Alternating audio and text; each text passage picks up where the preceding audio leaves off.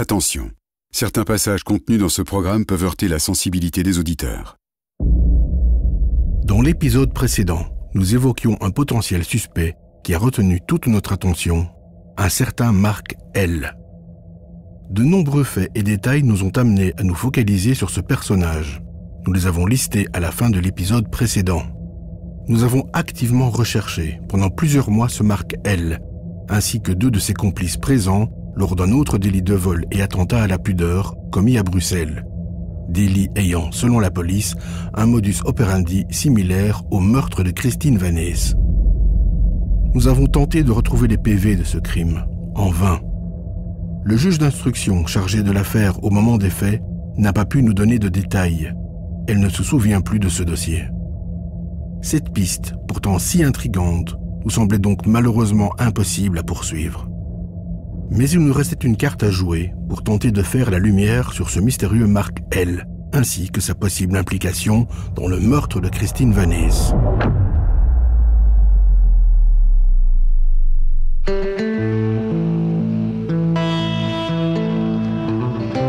Marc L disparu. Ses complices ne nous répondent pas. Les PV inexistants. Seules 2 personnes nous paraissaient encore susceptibles de pouvoir nous apporter des informations supplémentaires. Le couple d'épiciers qui certifie avoir vu Christine à 18h le soir de son meurtre. Ces 2 personnes ne sont autres que le frère et la belle-sœur de Marc L. Face à leur absence de réaction, nous avons décidé d'agir et d'aller frapper à leur porte. Sa disparition reste une des plus mystérieuses affaires criminelles de ces 20 dernières années. Moi, je suis sûr que Christine savait ce soir-là qu'elle allait pas rentrer chez elle directement. Elle a peut-être vu quelque chose qu'elle n'aurait pas dû voir, même sans le savoir. Christine Vannese lui avait dit qu'elle pouvait changer de vie parce qu'elle avait compris qui étaient ses vrais amis et qui n'étaient pas ses vrais amis. Puis elle m'a dit qu'elle sortait avec un gars et que ses copains étaient très bizarres et qu'elle avait peur de ses copains. Oh, tu te fous de ma gueule, toi, ou quoi? Tu viens de m'accuser comme étant ton complice et tu me demandes ce que je fais là?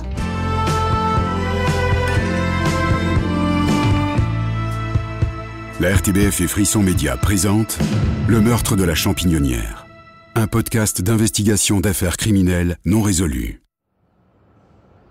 Essaye de frapper. Ah, voilà. OK. Bonjour. Oui, bonjour.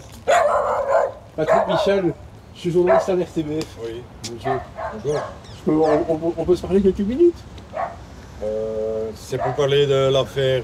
Ouais, je sais justement, mais vous êtes un des rares témoins qu'on a... Oh là là, on se souvient même plus de ça, il y a 40 ans de ça. Ouais. 10 minutes et puis vous nous expliquez juste ce que vous savez et puis on en reste là. Après quelques hésitations, le couple d'anciens épiciers nous accueille dans leur maison. Bonjour. Bonjour monsieur. Oui. Attends, rentrez. Merci.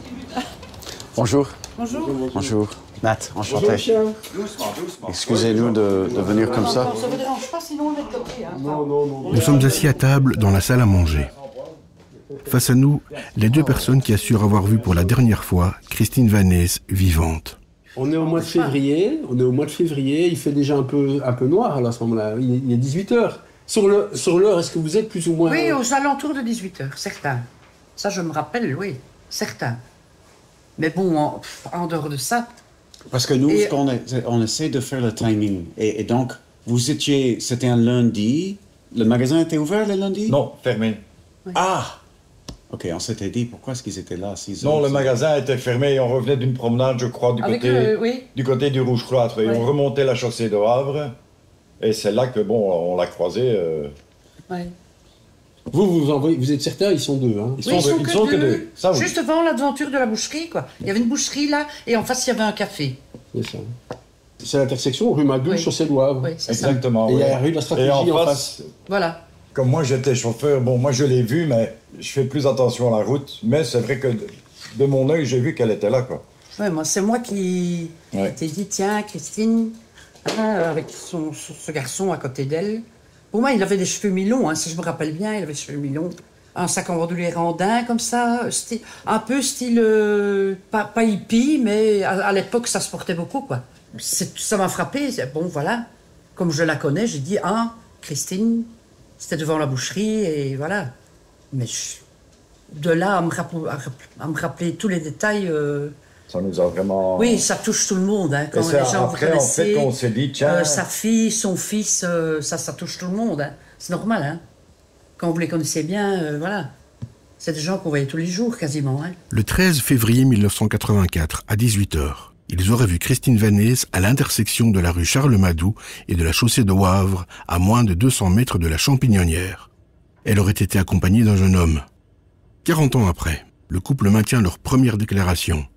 Leur version est la même que celle que nous avons pu lire dans les PV de l'époque. Est-ce que vous avez le souvenir aussi que les enquêteurs sont revenus vers vous après parce qu'il y a eu aussi un souci avec votre frère? Ouais. Oui. Qu'est-ce que vous vous souvenez de cet épisode? Ça a été hard. Oh, ouais, quand on n'a pas l'habitude de ça, oui. Comme son frère avait été... oui. Il a fait des bêtises, comme on dit. Bah oui, il avait fait des bêtises. Alors ils avaient retrouvé des cahiers, je pense. Et apparemment, c'était son écriture. Mais ça a été très difficile. Très dur, hein, oui, franchement. Et j'étais pas obligé, mais j'ai pu constater quelques trucs, des cailloux, quelque chose comme ça, que je pensais que c'était à mon frère, quoi. Mais bon, apparemment, il aurait été exclu de l'histoire, parce qu'il habitait pas loin non plus. Hein. Nous savions que des cahiers avaient été retrouvés sur la scène du crime, tout près de la veste en cuir. Mais nous ne savions pas que l'épicier les avait identifiés comme pouvant appartenir à son frère Marc L. Et il venait parfois chez vous travailler au magasin? Non, jamais. Non. Jamais. Non. Ah, donc il ne pouvait pas connaître Christine Vanès? Ah, il aurait pu la connaître? Pas du tout. Non, rien à voir. Non, c'est rien. Pourquoi est-ce qu'on a vu ça en bas, ça? Ils ont dit ça? Ouais, il me semble qu'ils ont mis ça dans les procès-verbaux. Qui venait de temps en temps travailler. Peut-être Christine. Non, pas qu'il connaissait Christine, mais qui venait travailler au magasin chez vous de temps en temps. Et qu'il aurait donc pu croiser Christine quand elle venait faire ses courses ou quoi? Marc, jamais. Non. Impossible. Ouais, okay. Est-ce qu'il a habité Mons à un moment? Oui, il a fait de la prison d'ailleurs. En 80, l'année précédente. C'est pour ça aussi qu'on nous a appelés, je pense. Je ne sais pas si c'est l'année précédente. Je sais qu'il a été en prison. Ah, je comprends pourquoi ils disent qu'il a travaillé chez moi. Parce que moi, pour le faire sortir de prison, j'ai dit que je le prendrais chez moi. Et que je m'occuperai de lui. C'est ça que j'ai fait pour le faire sortir de prison. Ça, je ne me rappelle pas. Ah ouais, ok. Mais il n'a jamais travaillé chez nous. Et pourquoi est-ce qu'il a été inquiété, lui? Ils se sont intéressés à quelque chose qui s'est passé à Bruxelles, où il y a eu un vol. Et apparemment, il était avec deux autres complices. Ils étaient deux. Il y a eu un vol, ça oui. Ouais. Pour être précis, c'est un vol et, semble-t-il, aussi une tentative de viol. Et c'est pour ça que les enquêteurs, évidemment, après se sont intéressés à l'histoire en se disant, tiens, est-ce qu'il n'y aurait pas une ressemblance avec ce qui a pu se passer avec Christine? C'est pour ça qu'il a eu des soucis, quoi. Enfin, qu'on l'a soupçonné. Et il est certain que mon frère était là à ce moment-là. Trois suspects, donc 3 personnes arrêtées pour ce crime-là. Et ils ont arrêté mon frère et tout. Ils ont arrêté tous les 3, ils étaient arrêtés. Et à ce moment-là, ils se rendent compte que c'est votre frère, en fait. Et c'est pour ça qu'ils vont vous faire revenir une deuxième fois. Ils vous reconvoquent en disant... 3, 4 fois, je crois. Ils ont... Parce qu'à un moment, la police se disait, c'était peut-être une fausse alibi pour protéger votre frère. Oui, je comprends. Hein. Oui. C'est ce que la police... mais ils nous ont questionné aussi. J'ai senti à un moment qu'ils disaient, tiens... Oui, c'était... Oui. Oui, mais ils nous soupçonnaient de quelque chose. Ça, je me rappelle qu'on a dû justifier à peu près les heures qu'on a fait cet après-midi-là, où est-ce qu'on était, tout ça. A fait, oui. Tout ça, j'ai dû raconter, mais c'était pas évident, hein, de se rappeler tout ça. Oui. Ben là, vous m'apprenez quelque chose sur mon frère. Malgré nos questions plus sensibles et même quelque peu insistantes, le couple est resté très cordial et collaborant. Est-ce qu'ils vous ont présenté aussi une veste? Vous vous rappelez de cet épisode de la veste? Une veste en cuir. Ouais. Avec des logos dessus, je crois, tout dit. Ouais. Ah, bah, toi, t'as une bonne à ce mémoire, moment-là, oui. Moi, oui, ça j'ai encore devant moi quand... Enfin, pour moi, il y avait des logos dessus, comme les motards, là, toutes sortes de logos. Merci. Oui. Et vous avez reconnu cette veste à ce moment-là? Non, je pense pas. Je crois pas. Non. Pour moi, c'est pas... Non. Ils vous ont... Comment ça se passe? C'est l'enquêteur qui vous montre une photo ou une veste? Non, ils l'ont montré comme ça devant nous, hein. Tu te rappelles pas ça? Non, sincèrement. Non, mais... Et puis, ils vous rappellent, et puis vous venez, parce qu'on a j'ai lu le PV 1000 fois. C'est normal, oui. Et puis, vous dites, voilà, comme on vous a dit exactement, on répète ce qu'on vous a dit. Oui. Et puis, après, ils montrent la veste. Et si j'ai bien compris, vous avez dit, oui, Marc, il a une veste comme ça. Oui. C'est possible. Hein. Et puis, il demande à vous, et vous dites oui. Et ça puis, ressemble. Monsieur dit ça Oui, pourrait ressembler à la veste de mon frère. Oui. Est-ce que Marc était motard? Il faisait de la moto? À ce moment-là, mon frère, est-ce qu'il faisait de la moto? Oh là, je sais qu'il a eu... D'ailleurs, il s'est tué en moto. Ah, il s'est tué en moto? Oui. Nous nous doutions que Marc n'était plus de ce monde, mais nous en avons maintenant la confirmation. Il est décédé dans un accident de moto il y a de nombreuses années. Mais pour être 100% clair, vous pensez vraiment pas que votre frère... Non, vraiment. Honnêtement, non. Parce que maintenant, on risque plus rien. Non, c'est pas la question. Oui, Il en a fait des conneries, il a fait des conneries, parce que voilà... Allez, honnêtement, on n'avait pas beaucoup de contact avec, hein, donc... Oui. C'est un garçon adorable. Mais oui. Adorable. C'est ça que moi, je n'imaginerais même pas une seconde. Non. Qu'il ait pu faire un truc pareil. Mais influençable, vous dites aussi. Oui. Adorable et influençable. Influençable, oui. Après cette rencontre, il nous est difficile de croire que ce couple ait pu inventer un alibi pour protéger Marc L. Si ce témoignage est exact, il reste tout de même encore trop de coïncidences autour de Marc L pour le rayer définitivement de la liste des potentiels suspects. Cette piste reste en suspens, mais si nous laissons de côté ce Marc L, que reste-t-il? Y aurait-il d'autres points pertinents à examiner? En réanalysant le dossier, après avoir entamé de nouvelles recherches et mené plusieurs entretiens, nous nous sommes rendus compte qu'un témoignage se démarquait singulièrement des autres. Il a été enregistré par la police dans le PV 7112 le 20 février 1984, soit 6 jours après le meurtre de Christine Vannès. Il s'agit du témoignage d'une amie de la victime. Elle ne s'est pas présentée spontanément aux enquêteurs, elle s'est d'abord confiée à un de ses professeurs qui, au vu de la gravité des déclarations, a décidé de contacter la police. Il a été convenu à l'époque que ces témoignages restent anonymes. Nous pensons que cette déclaration est suffisamment importante pour la lire dans sa quasi-intégralité. Témoin anonyme commence à parler intimement avec Christine Vannès en octobre 83. Christine Vannès racontait tellement des choses incroyables que le témoin a pensé que Christine Vannès fabulait. Christine Vannès lui a raconté qu'elle avait rencontré un groupe de personnes qu'elle retrouvait dans une maison abandonnée près de son domicile. Elle voyait souvent ces personnes entre octobre et novembre 83. Ces personnes étaient plus âgées que Christine Vannès. Christine Vannès disait que dans cette maison se tenaient des réunions, qu'il y avait un chemin que personne ne connaissait, que ce groupe comprenait des filles. Christine Vannès lui a raconté ce qu'il s'était passé et elle en a été sidérée. Christine Vannès lui a dit que si elle parlait de cela à ses parents ou ses frères, ses amis les tueraient et mettraient le feu à sa maison. Christine Vannès lui a fait comprendre que ce groupe s'adonne à l'amour libre. Ce groupe était composé de personnes âgées de 20-25 ans. Christine Vannès lui a aussi parlé de grosses motos et d'un grand brun qui semblait être le plus terrifiant. Christine Vannès paraissait terrifiée mais attirée par tout cela. Début de l'année 84, le témoin a trouvé Christine Vannès fort changée, fort maigrie, était pâle et moins soignée. Christine Vannès lui a dit qu'elle voulait couper tous les ponts car il s'était passé des choses graves. Elle a vu Christine Vannès avec des bleus et une brûlure de cigarette au bras. Christine Vannès lui a expliqué que cela était arrivé en jouant, que ses jeux commençaient doucement et qu'ensuite ils devenaient violents. Christine Vannès est entrée en conflit avec une fille du groupe. Christine Vannès lui a dit qu'il voulait lui faire une ablation, sans précision. Ses amis voulaient lui faire passer un genre d'épreuve. Ses amis voulaient faire l'amour par derrière. Christine Vannès était attirée très fort par quelqu'un de la bande.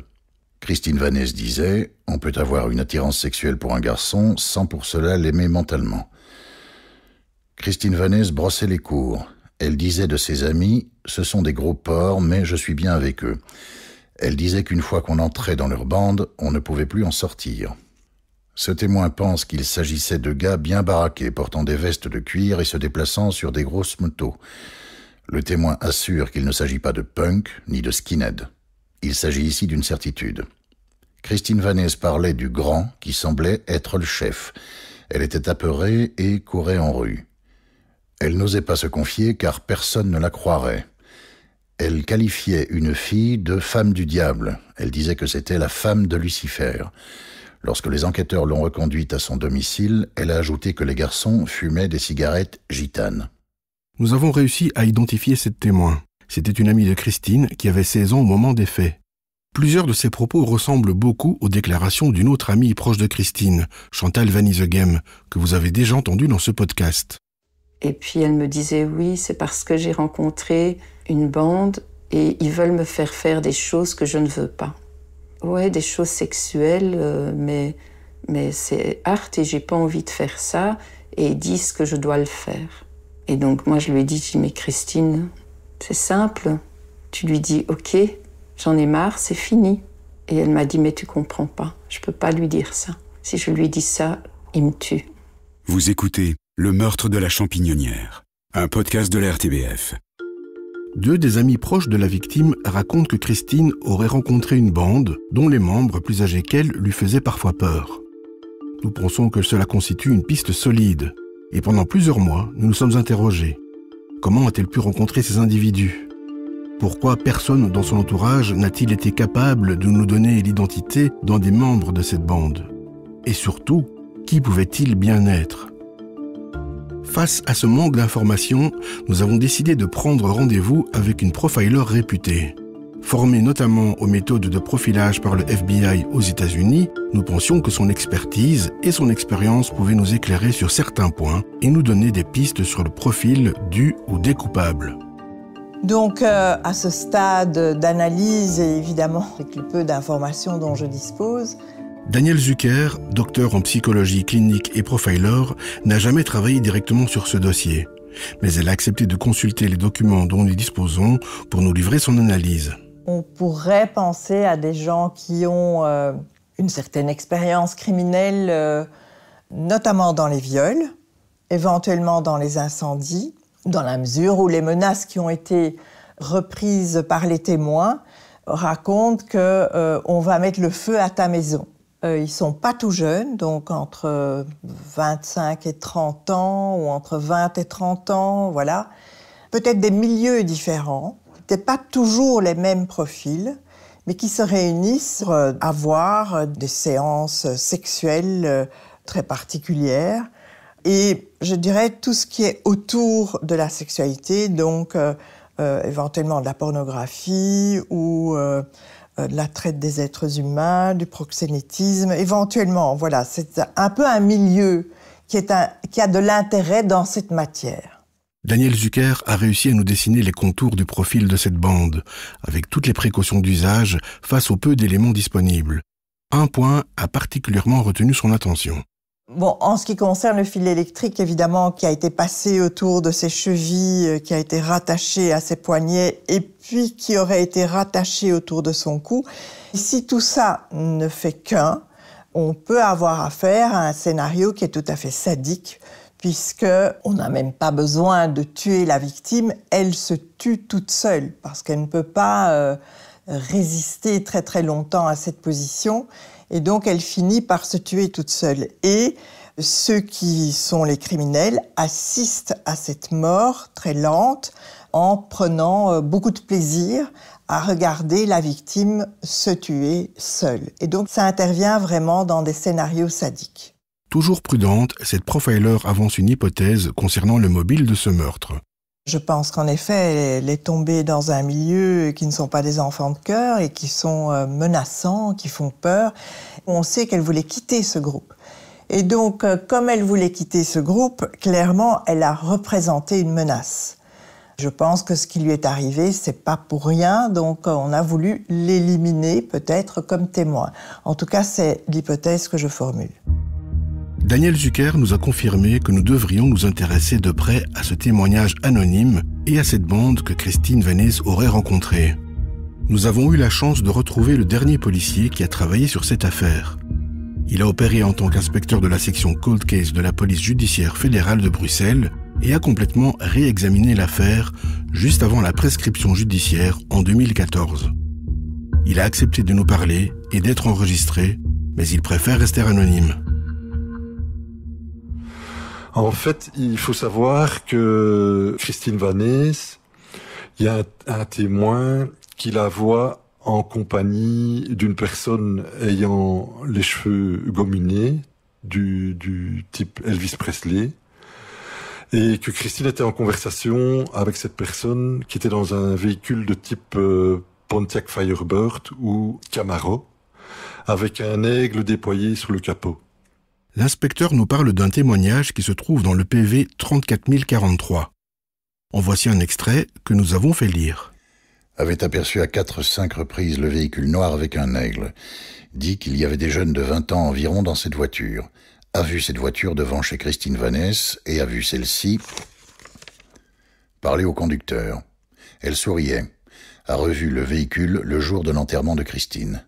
Conducteur, plus de 20 ans, moins de 30 ans. Cheveux noirs ou châtains très foncés, type Elvis Presley. Belles dents blanches, vêtements en cuir noir, beau garçon, séduisant mais inquiétant. En effet, dans les PV, on ne retrouve pas moins de 7 témoignages de personnes qui affirment avoir vu une voiture de sport américaine décorée d'un aigle sur le capot. En outre, plusieurs témoins parlent d'un conducteur qui aurait eu un look à la Elvis Presley. Il faut aussi savoir que le frère de la victime, d'après une de ses déclarations, explique qu'il a vu Christine parler avec une bande de 4-5 jeunes autour du véhicule en question, ainsi qu'avec le conducteur, et que ces personnes avaient vraiment un look vraiment bizarre. Et il y avait également un voisin de Christine qui dit que le jour de son décès, il a vu Christine également en compagnie d'un jeune de 20-25 ans, avec les cheveux gominés, veste en cuir noir. Donc chaque fois, les deux personnes parlent d'une personne ayant une veste en cuir noir également. La dernière enquête sur le meurtre de Christine Vannès mettait en lumière un lien potentiel entre ces multiples témoignages relatant la présence de cette grosse voiture américaine et de son chauffeur, et le témoignage anonyme de l'ami de Christine que vous avez entendu dans cet épisode. Et donc on s'est posé la question, on s'est dit peut-être que les enquêteurs de l'époque se sont trompés de groupement, et peut-être que c'est plus le groupement Rockabilly, et c'est pour ça qu'on s'est intéressé à eux, parce que ça pouvait correspondre au témoignage anonyme de la jeune fille qui était dans la même école que Christine à l'époque. Le terme rockabilly désigne un style de musique rock'n'roll apparu dans les années 50, qui a connu une résurgence dans les années 80. Nous savons que la police avait reçu un appel anonyme d'une personne qui suggérait que le responsable du meurtre de Christine Vannès était à chercher du côté du groupe rockabilly bruxellois très populaire à l'époque, The Wild Ones. Nous avons pu rencontrer un membre du mouvement rockabilly de l'époque pour lui poser des questions concernant ce milieu dans les années 80. Patrick Houchen avait 18 ans en février 1984. Toujours chanteur et musicien, le voici avec son groupe Les Running Wild.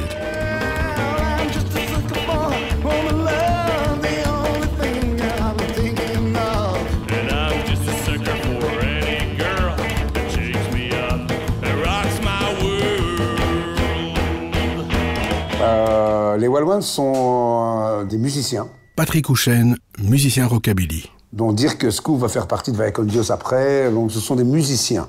Didier Bora, le chanteur des Wild Ones, il vit chez sa maman, à Ville-la-Couronne. Donc il y a un Français, Ricky, qui est guitariste. Il y a Dirk Scoof qui vit chez sa maman aussi. Et il faut imaginer les années 80, quoi. Le rockabilly explose, tu vois, à l'époque. Les Wild Ones font du rockabilly très pur, authentique. Ce sont des musiciens, en fait. Ils n'ont rien à voir avec ça. Alors, autour des Wild Ones, il y avait une bande de malades mentaux. The Wild Ones était un groupe célèbre et il attirait des fans bien au-delà du public rockabilly. En effet, des groupes très variés, dont des hard rockers, des motards et autres bandes urbaines, les suivaient en concert.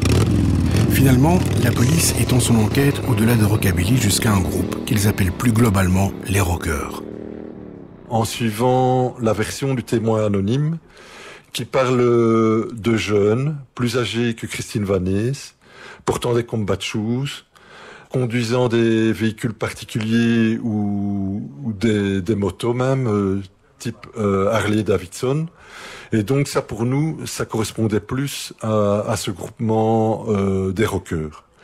Et c'est pour ça, notre travail a été de recomposer tous les surnoms qui étaient dans ce groupement. Par exemple, il y avait des surnoms comme Beru, Brutus, Rocky, Flash, Yankee, Thierry Labette, Looping. Et notre travail, ça a été de retrouver ces gens.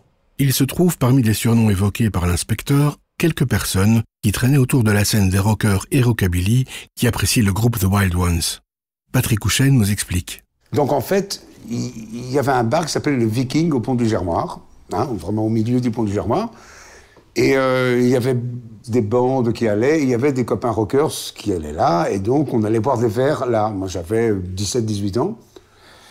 Et en même temps, il y avait un snack qui avait été ouvert pour réinsérer dans la société des délinquants juvéniles, mais des graves délinquants. Vraiment en pensant que c'était une bonne idée, quoi. Des tueurs en fait, des malades mentaux.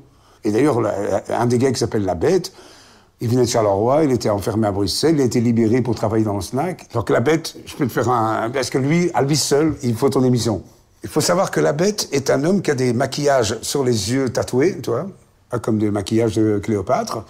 Il a des tatouages pipi, caca, AC/DC, Motorhead, voilà, dans le truc. Il est complètement fou. Il est fou. Donc, on apprend qu'il a tué sa propriétaire parce qu'elle lui réclamait son loyer, il l'a tué, avec une télé et une hache. Alors, il a acheté une télé sur elle et puis il a fini à la hache. Il est pourchassé aussi pour avoir attaqué des coureurs du Tour de France vers Charleroi. Mais j'ai appris par des amis qu'il a été en prison à Fleury-Mérogis pour avoir travaillé avec la mafia, pour réclamer l'argent à des gens, tu vois, ont frappé des gens. Ils ont un peu frappé trop fort, ils ont tué. Nous avons parlé avec l'ancien gérant de ce snack de réinsertion, qui a confirmé que ce projet a bel et bien existé au pont du Germoir à l'époque, et que plusieurs des surnoms évoqués par le policier faisaient partie du projet. Et qui travaillait là-dedans, qui traînait là-dedans? Tous des repris, des tarés de repris de justice, et un certain Flash. Alors Flash, c'est quelqu'un que j'ai vu apparaître avec l'ouverture du snack. Je connaissais pas ce gars. Et on voit arriver cet homme avec une casquette, une grande moustache, et il est très bizarre, assez sympa, mais bizarre, et il traîne avec toute une bande de punks drogués autour de lui. Tous ces punks du centre-ville traînaient autour de lui. Je dis, qu'est-ce qu'ils foutent là, quoi, toi? Qu'est-ce qu'ils font là? Parce qu'à la limite, au pont du Germoir, il y avait des clashs, des bagarres et tout ça, mais les punks restaient au centre-ville, à la Grand Place ou à la Bourse. Or là, ils traînaient au pont du Germoir, tous ces punks. Et je l'ai appris, bien sûr, après, qu'il avait un circuit de vente de drogue. Et donc, c'était, à mon avis, leur manière de gagner un peu de thunes ou d'en prendre gratuitement pour vendre pour lui. Et je sais juste un jour qu'une fille qui s'appelle Éléonore, elle est un jour venue me montrer, elle avait peur de Flash, parce qu'il voulait avoir une relation avec elle, sans doute, toi. Mais elle devait avoir 16-17 ans, toi, la fille. Et il lui a dessiné une espèce de potence brûlé, comme ça, toi, en disant « ça va t'arriver la même chose, c'est moi qui l'ai fait ». Voilà. Il va t'arriver la même chose si c'est non, quoi. Alors peut-être qu'il a juste joué avec cette espèce de dessin. C'était juste... On en parlait à la télé, toi, à l'époque. Donc on parle de la même époque, quand la fille m'a montré ça. Donc est-ce que le mec a voulu impressionner en disant qu'il était dedans, ou il était dedans? Il y a un détail intriguant à propos de l'endroit où se trouvait ce snack et le Viking, où traînaient les rockers et autres bandes urbaines. Ces deux établissements se trouvaient littéralement en face du Dolo, le bar dont nous vous avons parlé dans l'épisode 6 et que Michel Nioul fréquentait à l'époque. Le Dolo, qui était à vue, en fait, c'est à 100 mètres, toi, donc on voyait, et tout était fermé. On voyait des voitures, mais vraiment un circuit de voitures noires, Mercedes, et avec des gens de sécurité devant. Donc on ne savait pas à l'époque que c'était l'affaire du trou et tous les gens qui allaient dedans, quoi. Pour l'instant, nous ne pouvons associer la piste du réseau avec les autres pistes investiguées. Mais c'est néanmoins une étrange coïncidence que tous les éléments en point de mire des 3 grandes enquêtes de cette affaire se trouvent dans un rayon de 100 mètres. Les punks au snack, Niouli associés au Dolo, les rockers au Viking. Finalement, la 3e grande enquête en 2012 sur le milieu de rockers s'est articulée autour d'un homme surnommé Brutus. Et donc, on s'est plus particulièrement intéressé au surnommé Brutus, parce qu'on avait reçu des informations comme quoi cette personne conduisait un véhicule du même type que celui qui avait été vu par la personne qui l'avait vu parler avec la victime, ainsi que par le témoin qu'il avait vu marcher le jour des faits. Et c'est ainsi qu'on s'est rendu en Angleterre et qu'on a interrogé sa famille parce que le surnommé Brutus était malheureusement décédé. On n'a pas pu l'auditionner et donc voilà, on reste toujours avec nos points d'interrogation sur cette piste qui reste quand même, malgré tout, toujours ouverte. Patrick Houchen, ainsi que l'ancien gérant du SNAC de réinsertion sociale, mais aussi d'autres personnes que nous avons interviewées en off, nous ont confirmé que ce Brutus conduisait une grosse voiture américaine type sport des années 70. Nous avons également identifié les personnes surnommées La Bête et Flash. À l'heure actuelle, nous tentons toujours d'entrer en contact avec elles, ainsi que d'autres personnes dont nous préférons pour l'instant taire les noms. Vous écoutez Le meurtre de la Champignonnière, un podcast de la RTBF. Au moment où nous enregistrons cet extrait, nous sommes à la fin janvier 2024 à Bruxelles. Nous avons débuté ce projet avec des objectifs précis. Relater l'histoire du meurtre de Christine Vanays et revoir les multiples enquêtes menées par la police. Mais finalement, au fil des mois, ce projet s'est transformé en investigation active. Les 5 personnes qui composent notre Cold Case Team continuent à analyser le dossier et suivent d'autres pistes encore trop ténues à l'heure actuelle pour que nous vous en fassions le récit. Mais nous ne désespérons pas d'apporter un jour la lumière sur ce terrible meurtre. Revoici Patrick Michal, membre de notre équipe. Il fait le point sur notre enquête toujours en cours. Alors on est fin janvier et notre investigation continue. Au fil de cette investigation, ce qu'on s'est rendu compte, c'est que Christine, elle avait un jardin secret. Un peu comme beaucoup de monde, mais si ce n'est qu'ici, évidemment, quand on connaît sa fin tragique, on pense que les informations qu'elle conservait dans ce jardin secret pourraient mener vers la vérité. Parce qu'elle a rencontré des personnes dont elle n'avait jamais parlé à ses parents. Elle n'hésitait pas de temps à autre à faire le mur, comme on dit, c'est-à-dire à partir le soir sans rien dire. Elle pouvait le faire, grâce à son corridor qui était un peu indépendant. Et donc elle sortait, et ses parents ne savaient pas tout. Et c'est là, dans ce jardin secret de Christine, que se trouvent probablement les clés pour comprendre ce qui lui est arrivé. On sait aussi que Christine a parlé à 2 de ses amis, Chantal Van Isegem et le témoin anonyme, pour expliquer qu'elle a rencontré une personne qui est un peu plus âgée qu'elle. Ça s'est passé entre septembre ou octobre 83, et qui est à la fois fascinée par cette personne, mais qu'en même temps, elle en a peur. Il faut se rappeler que Christine a écrit des lettres. On en a parlé dans le premier épisode. Elle écrit des lettres à un prisonnier. Il va y avoir 5 ou 6 lettres qui vont être échangées. Les enquêteurs ont retrouvé ces lettres.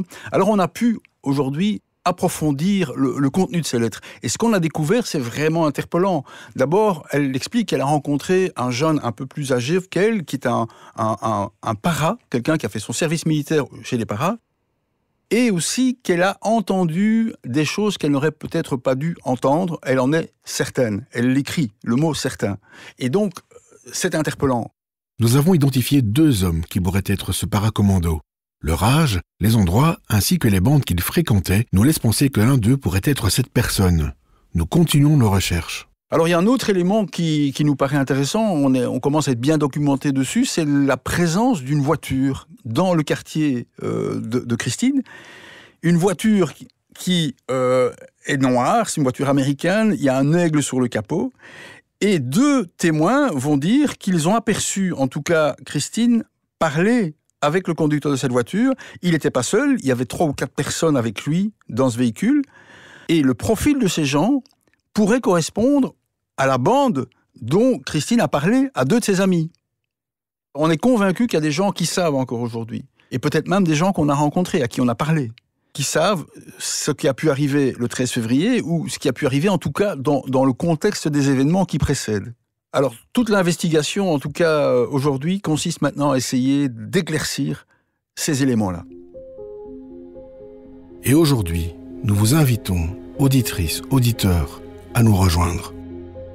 Parce que peut-être que l'une ou l'un d'entre vous connaît un détail qui permettrait de faire progresser l'enquête. Parce que peut-être qu'une personne qui écoute ce podcast connaît la vérité. Et puis, parce que finalement, plus on est, plus nos chances d'aboutir augmentent. Si vous détenez la moindre information, la moindre piste, nous vous encourageons à la partager sur la page Facebook dédiée aux appels à témoins du meurtre de Christine Vanays. Vous pouvez facilement la trouver en tapant dans votre moteur de recherche « Champignonnière appel ». Ceci est le dernier épisode de ce podcast prévu pour l'instant. Nous nous sommes engagés à le publier le 13 février 2024, jour du 40e anniversaire du meurtre de Christine Vanays. Pour la justice belge, l'affaire est désormais close et il est trop tard pour que le ou les responsables du meurtre de Christine soient condamnés. Cependant, notre enquête se poursuit. Nous pensons qu'il est toujours possible de résoudre cette affaire. Pour la famille et les amis de Christine. Et aussi pour ce que nous, journalistes et enquêteurs, chérissons par-dessus tout, la vérité.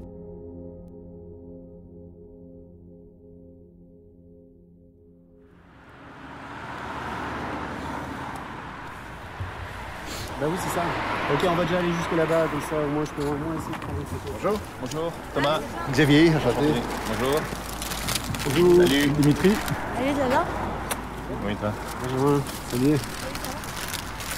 Bah, j'ai Matt au téléphone qui va arriver dans 5 minutes, 4 minutes. Nous sommes le 16 décembre 2023, devant l'entrée du cimetière d'Oderghem à Bruxelles. Nous avons décidé de réunir l'équipe de réalisation de ce podcast et la Cold Case Team. Plusieurs d'entre nous se rencontrent pour la première fois. Journalistes, réalisateurs, ingénieurs du son. Nous venons d'horizons et d'univers différents, mais nous partageons une chose en commun. Durant plusieurs mois, nous avons travaillé sur le dossier de la Champignonnière et mis en mots et en son le récit du meurtre de Christine Vannès. Christine, cette inconnue disparue trop tôt, mais qui nous semble aujourd'hui presque familière. Et c'est pour cela que nous avons décidé d'aller nous recueillir sur sa tombe. Donc ici, nous nous retrouvons devant la tombe de Christine Vannès, qui est une tombe en marbre gris, avec son nom, son prénom, sa date de naissance et sa date de décès. Une croix et une photo qui a été altérée par le temps, donc on ne la reconnaît plus très bien. Et c'est un lieu assez émouvant, en fait.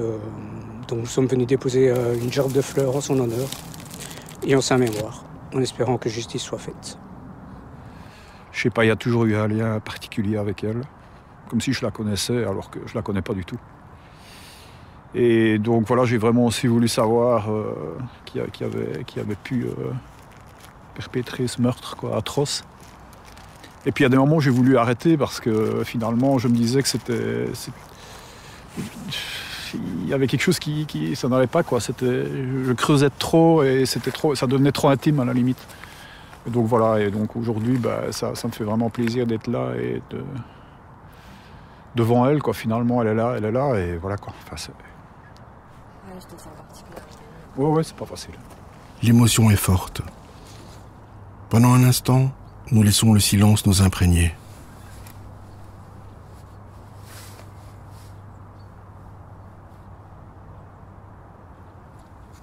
« 7 avril 1967, 13 février 1984.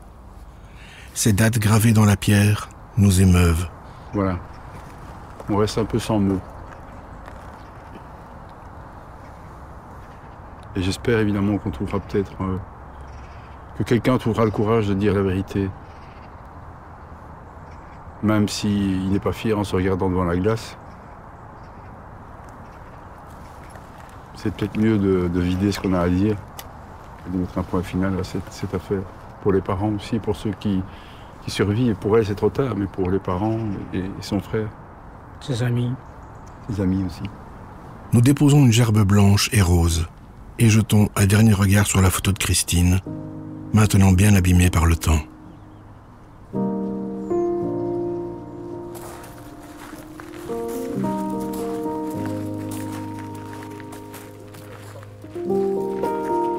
Au début de ce projet, nous sommes tombés sur une dissertation que Christine Vannès avait écrite. Le sujet imposé était « On a dû te dire qu'il faut réussir dans la vie. Moi, je te dis que vivre est la plus belle réussite du monde. Qu'en penses-tu »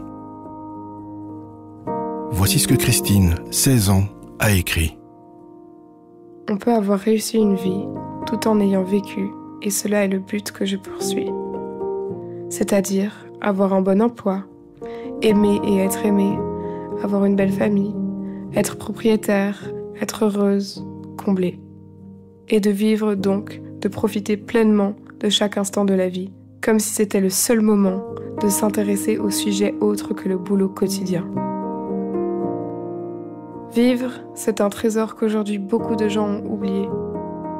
Vivre, c'est être satisfait de soi-même. il faut être amoureux aussi. Découvrir toute une série de richesses présentes mais ignorées partout. Apprécier chaque seconde de la vie. Il faut être curieux et exprimer ce qu'on a sur le cœur. Ainsi, nous sommes entourés de choses qui nous paraissent banales, mais lorsque nous les observons et nous en rapprochons, ils se transforment en véritables chefs-d'œuvre.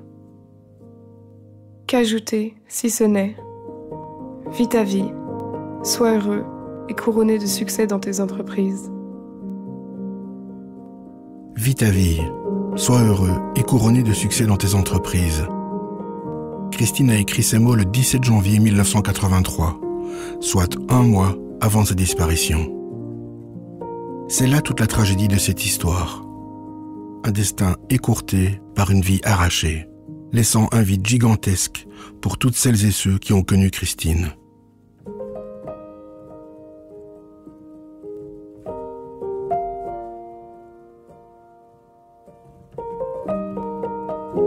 Le meurtre de la Champignonnière est une création de Frisson Média. Musique du générique Hark Hark My Friend de Philippe Cohen-Solal. Conception graphique Benjamin Drouven. Avec les voix de Lucy Graves, Gudule, Laura Grosseneken, David Jopard, Daniel Nix et Martin Spinayer. Les auteurs tiennent à remercier les membres de l'équipe Cold Case. Patrick Michal, Michel Lorquin, Dimitri Dubois et Xavier Descamps, ainsi que la profiler Daniel Zucker. Et enfin, merci à Lorraine Lamy, Ophélie Bouffil et à l'RTBF pour leur soutien inconditionnel.